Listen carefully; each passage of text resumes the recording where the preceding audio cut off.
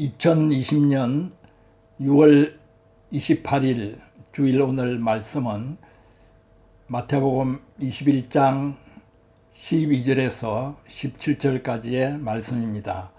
요절 말씀은 마태복음 21장 13절이 되겠습니다.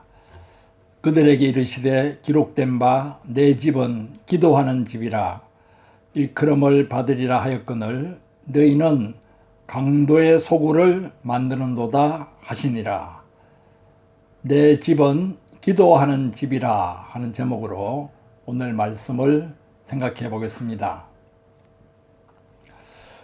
오늘 본문은 이스라엘 최대 명절인 유월절 무렵에 일어난 사건입니다. 이스라엘에는 중요한 3대 명절이 있습니다. 유월절, 오순절, 초막절이 그 3대 명절입니다. 그런데 이 명절들에는 종교적인 의미와 농사와 관련된 농경적인 의미가 동시에 들어 있습니다. 유월절은 이스라엘의 출애굽 사건을 기념하는 종교적인 의미와 한 해의 농사 시작을 축하하는 농경적인 의미가 있습니다. 현대 달력으로는 3, 4월경 춘분 무렵이 되겠습니다. 오순절은 모세가 시내산에서 여호와 율법을 받은 사건을 기념하는 종교적인 의미와 보리와 밀의 수확을 축하하는 농경적인 의미가 있습니다. 6월절이 지난 후 7번째 주일이 되는 날에 지내는 명절이라 하여 오순절이라고 합니다. 칠칠절, 맥추절이라고도 합니다. 현대 달력으로 하면 5, 6월경이 되겠습니다. 초막절은 이스라엘 백성이 출애굽한 후에 사막 광야에서 장막 생활을 한 것을 기념하는 종교적인 의미와 포도와 올리브 수확을 마친 것을 축하하는 농경적인 의미가 있습니다. 장막절, 수장절이라고도 합니다. 현대 달력으로 하면 9, 10월경 추분 무렵이 되겠습니다. 초막절은 이스라엘의 추수감사절에 해당합니다. 이러한 명절들은 하나님께서 이루신 역사와 땅에서 수확한 농산물들로 인하여 감사하며 기뻐하는 날입니다. 이스라엘 민족이 어떠한 역사를 거쳐서 현재에 이르렀는가 역사의식을 새롭게 하고 지금 현재 땅의 풍성한 소산물로 먹여주시는 하나님께 감사하는 그러한 날입니다. 이런 명절에 감사와 찬미의 제물을 드리는 것은 당연한 일입니다. 말로만 감사하는 것이 아니라 실제로 자신이 가지고 있는 물질을 드려 감사를 표시하는 것은 중요한 일입니다. 하나님에 대한 감사의 표시로 성전에 물질을 드리는 것은 하나님의 백성으로서 마땅히 해야 할 의무이기도 합니다. 인간관계에서도 그렇지만 실제로 물질을 들여 표시하는 감사는 보다 분명한 감사의 징표가 되고 마음에 짐을 들어 평안을 얻게 하는 효과가 있습니다. 이스라엘 백성들은 특히 6월절이 되면 성전 제사에 필요한 소와 양과 비둘기들을 가지고 와서 제물로 바치고 각종 감사의 제물과 헌금들을 바쳤습니다. 백성들은 대부분 감사와 기쁨으로 그러한 제물과 헌금을 드렸습니다. 그 중에는 의무적으로 할 수 없이 억지로 드리는 자들도 있었을 것입니다. 제물을 드리지 않으면 하나님의 축복을 받지 못할 것이라는 강박관념으로 드리는 자들도 있었을 것입니다. 그런데 문제는 성전을 관리하는 대제사장들과 제사장 서기관들이 백성들의 종교심을 이용하여 재산을 축적하고 자신들의 배를 채우고 있었다는 사실입니다. 성전 입구에는 이방인의 뜰이라고 해서 세상 어느 나라 사람이든지 들어올 수 있는 지역이 있습니다. 이방인의 뜰도 넓은 의미에서는 성전에 포함됩니다. 유대인들은 유대인의 뜰로 들어가기 위해서는 이방인의 뜰 옆을 지나가야 합니다. 그래서 이방인의 뜰은 각종 제물과 제사용품을 파는 시장터로 변해 있었습니다. 원래는 사람들이 자기 집에서 기르던 소와 양과 비둘기를 제물로 가지고 와야 했지만은 차츰 편의주의에 빠져서 돈을 가지고 와서 예루살렘에서 제물을 사서 바치는 경향이 많았습니다. 예루살렘에서 먼 지역이나 애국 땅에서 성전 제사를 드리기에 오는 사람들은 제물을 가지고 오는 것이 여간 번거로운 일이 아닙니다. 그래서 돈으로 제물을 사서 바치지 않으면 안 되었습니다. 짐승을 제물로 드리기 위해서는 흠이 없어야 합니다. 흠이 있느냐 없느냐 하는 것을 판별하는 것은 제사장의 고유한 권한입니다. 그런데 제사장들은 이러한 권한을 자신들의 이익을 취하는 데 이용했습니다. 성전 바깥에서 산 제물들은 무조건 흠이 있다고 해서 잘 통과시켜 주지 않았습니다. 성전뜰에서 파는 제물들은 제사장들이 이미 합격 판정을 내린 것들이므로 그것들을 사서 바치라고 하였습니다. 요즘 극장에 가보면 극장 매점에서 산 음식은 극장 안으로 가지고 들어갈 수 있지만 극장 바깥에서 산 음식은 똑같은 종류라도 극장 안으로 가지고 들어갈 수 없도록 하고 있습니다. 극장은 자석을 더럽힐 수 있는 위험이 있어서 음식물 반입을 규제한다는 차원에서 그럴 수도 있겠다 싶습니다. 하지만 예식장이나 장례식장에서 자기 물건을 강매하는 행포는 도를 지나친 경우가 많습니다. 세상의 장사들이 이런 식으로 해서라도 이익을 남기려 하는 것은 어쩌면 당연한 일인지도 모르겠습니다.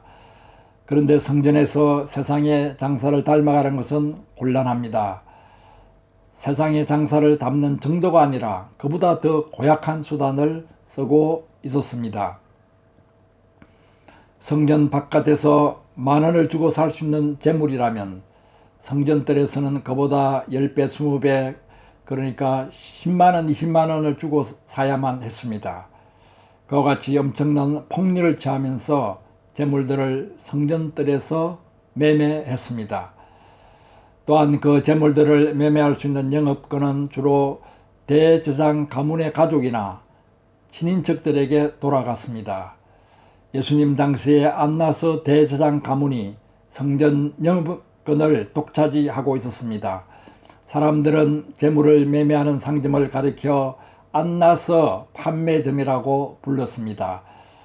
요즘도 대형교회 여러 사업권들이 담임 목사나 유력 장로들의 가족과 친인척들에게 할당되는 사례를 많이 보게 됩니다. 어느 대형교회는 담임 목사의 아내, 아들, 장인 등 각종 가족, 친인척들이 총동원되어서 교회와 관련된 학교나 신문사, 기관들의 책임자 역할을 맡고 있는 것을 보게 됩니다. 그야말로 현대판 안나서 판매점들이 교회 안과 주변에 깔려있는 셈입니다. 안나서 판매점에서 재물을 팔고 남는 이익금은 성전에 바치는 것도 아닙니다. 개인적인 이익으로 착복하는 것입니다. 안나서 대제사장 가문이 아닌 사람들이 성전뜰에서 장사를 하려고 하면 엄청난 자리세와 이익의 일부를 안나서 가문에 바쳐야만 했습니다. 6월절에 얼마나 많은 사람들이 예루살렘에 모여드는가를 네로 황제가 조사를 한 적이 있습니다. 사람 수를 일일이 센다는 것은 불가능하므로 성전에 바쳐지는 어린 양의 수를 세어보았습니다. 25만 6,500마리였습니다. 25만 6,500마리였습니다. 대개 10명 단위로 어린 양 한 마리가 바쳐졌으므로 사람 수를 계산하면 256만 5천 명이 넘었다는 결론이 나옵니다. 이런 어마어마한 수의 사람들에게 재물을 팔아 이익을 챙겼으니 명절 기간 동안 성전 지도자들은 막대한 재산을 축적할 수 있었습니다.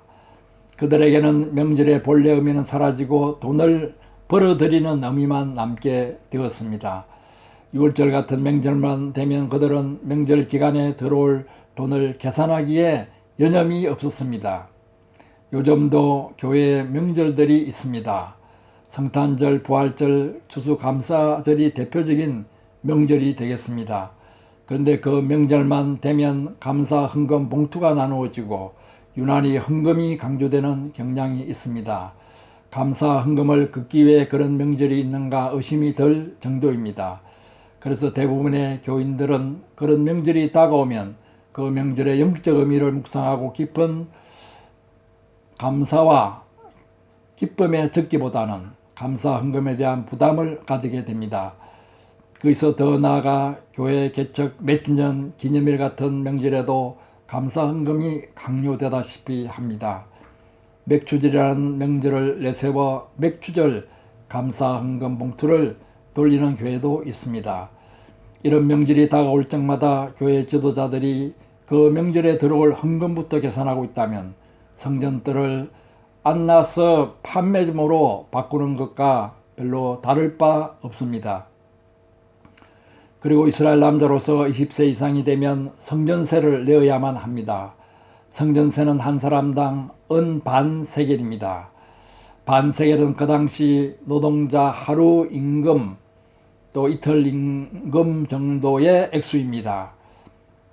대개 두 사람이 합하여 한 세겔을 내었습니다. 성전세는 6월절 한 달 전에 납세 통지를 하게 되고 10일간 성전세를 거둡니다. 그러다가 그 기간이 지나면은 성전에 직접 가서 성전세를 내어야만 합니다. 성전세 납부 기간에 내지 못한 사람들이 성전에 가서 성전세를 내는 시기가 바로 6월절 기간입니다. 이때 성전세를 내기 위한 두로 은하는 따로 있었습니다. 보통 은하는 로마 황제나 왕의 얼굴이 새겨져 있으므로 거룩한 성전에 드리는 돈으로 사용할 수 없었습니다.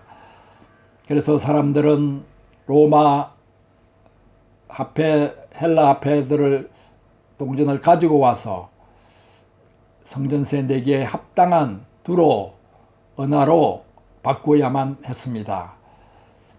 돈을 바꾸어 주는 한정상들은 은하 바꾸는 수수료를 챙겼습니다.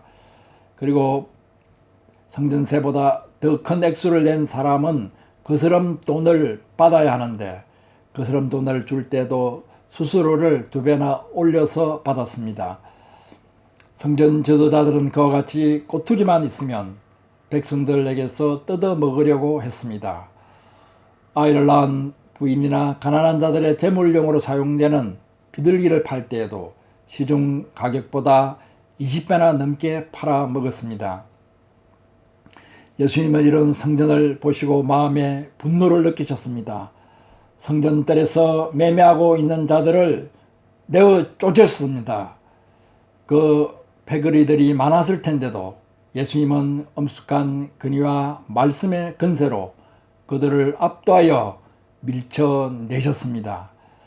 또한 돈 바꾸는 자들의 상가, 비둘기 파는 자들의 상가 의자를 둘러 엎으셨습니다. 은하들이 성전들에 흩어지고 비둘기들이 놀라서 날개를 퍼덕거렸습니다. 예수님은 자신이 왜 성전에서 이런 가격한 행동을 하셨는지 그 이유를 사람들에게 일깨워 주셨습니다.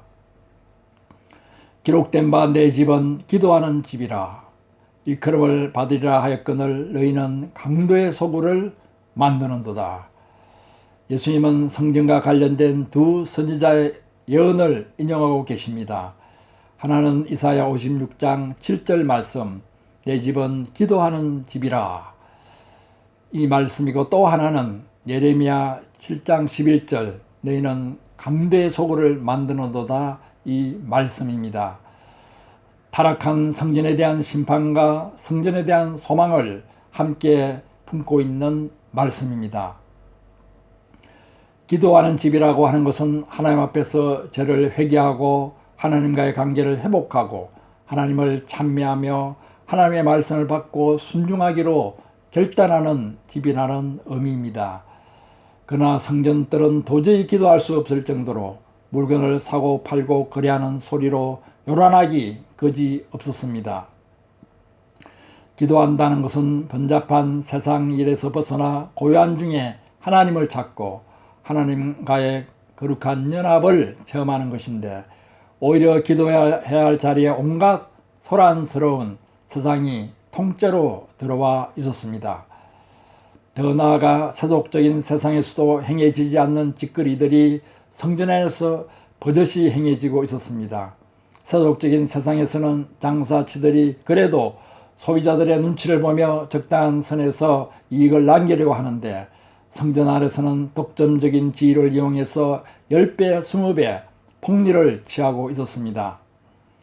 세상의 소금과 빛의 역할을 해야 될 성전이 세상보다도 더 악하고 교활한 가운데 있었습니다. 순진한 백성들의 등을 쳐먹는 강도의 소굴로 변해 있었습니다. 종교적인 권위를 이용하여 종교적인 언어의 폭력으로 협박하며 돈을 갈취하는 강도들로 변해 있었습니다. 순진한 백성들이 정성과 두려움으로 낸 재물과 헌금을 자기 가족들과 친인척들의 배를 불리는데 빼돌리는 강도들로 변해 있었습니다. 제사장들은 성전을 섬기는 레인들에게 돌아갈 11조까지 가로채고, 대제사장들은 제사장들에게 돌아갈 11조를 가로채는 감도짓의 악순환이 성전에서 벌어지고 있었습니다. 예수님은 이제 자신의 생명을 걸고 정면으로 성전의 기득권자들에게 도전하셨습니다. 예수님의 이러한 행동을 가리켜 영국의 빼어난 신학자 윌리엄 버클리는 예수께서 자신의 사형 집행 영장에 스스로 서명한 행위라고 했습니다. 예수님은 타락한 성전과 종교 지도자들에 대해 분노하면서도 또한 한편 치료가 필요한 사람들에 대한 관심과 긍휼을 잃지 않았습니다. 14절에 보면 맹인과 전원자들이 성전에서 예수께 나오매 고쳐주시니라는 말씀이 있습니다. 맹인과 전원자들은 불쌍하고 어려운 처지에 있지만 성전에 와서 기도하면서 뭔가 마음의 위로를 받고 삶의 소망을 되살리려고 했습니다. 하지만 장사하기에 급급한 성전은 이미 기도하는 집이 아니었습니다. 또한 맹인과 전원자와 같은 불구자들은 율법에 따라 성전 출입이 금지되어 있습니다. 성전에 들어가지 못하고 이방인의 뜰에서 서성거리다가 나왔을 것입니다. 성전과 종교 지도자들에게 실망하고 낙담한 가운데 성전을 나오는 맹인과 전원자들을 예수님은 받아주시고 긍휼히 여기시고 치료해 주셨습니다. 대제사장들과 서기관들은 예수가 성전에서 행한 일에 대해서 노했습니다. 화가 났습니다. 15절에 보면 예수님이 행하신 일을 이상한 일이라고 했습니다. 이상한에 해당하는 헬라어는 다우마시우스입니다. 다우마시우스는 놀라운 기이한이라는 뜻을 가지고 있습니다. 도저히 상식적으로 이해할 수 없다는 뜻입니다. 예수님은 성전을 깨끗게 하시면서 그들의 양심에 호소했지만은 그들은 예수님이 하신 일의 의미를 깨닫지 못했습니다. 도저히 이해할 수 없는 충격적인 일로 여겼습니다. 성전에서는 절대로 해서는 안 되는 신성모독적인 가격한 행위를 했다고 노했습니다. 또한 그들은 성전에서 아이들이 호산나 다윗의 자손이여 하며 소리 지르는 것을 보고 화가 나서 아이들을 꾸짖었습니다. 그리고 예수님에게 따져 물었습니다. 아이들이 하는 말을 들었느냐? 이 말은 아이들이 당신을 보고 호산나 다윗의 자손이여 하며 찬양을 하는데 이게 말이 되는 소리냐 하는 의미입니다. 그러자 예수님께서 대답하셨습니다. 아이들의 소리를 들었다. 어린 아기와 젖먹이들의 입에서 나오는 찬미를 온전하게 하셨나이다 함을 너희가 읽어본 일이 없느냐. 시편 8편 2절을 인용하신 말씀입니다. 시편 8편 2절을 읽어보겠습니다. 주의 대적으로 말미암아 어린아이들과 젖먹이들의 입으로 권능을 세우시며 이는 원수들과 보복자들을 잠잠하게 하려 하심이라.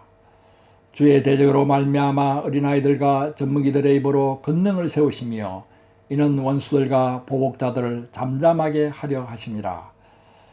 어린아이들의 찬송은 하나님을 대적하는 원수들까지도 잠잠케 하는 권능이 있다는 말씀입니다.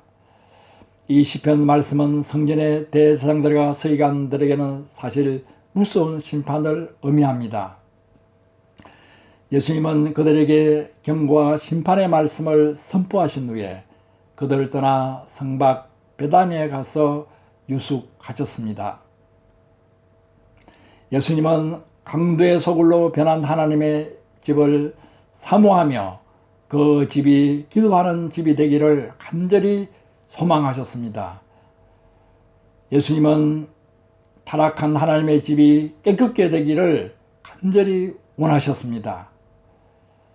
이러한 예수님의 열망과 분노가 이 시대에 우리의 열망과 분노가 되어야겠습니다.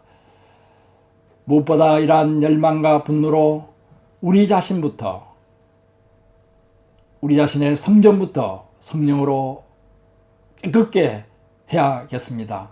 여러 가지 불순물들이 있다면, 세상의 요소들이 뒤섞여 있다면 우리 마음의 성전부터 둘러엎고 내쫓아서 우리의 마음을 정결케 해야겠습니다. 그리고 더 나아가서 이 시대에 타락해가는 교회들을 예수님의 열망과 분노로 말씀으로 깨끗게 하는 사역을 감당해 나가야겠습니다. 아멘.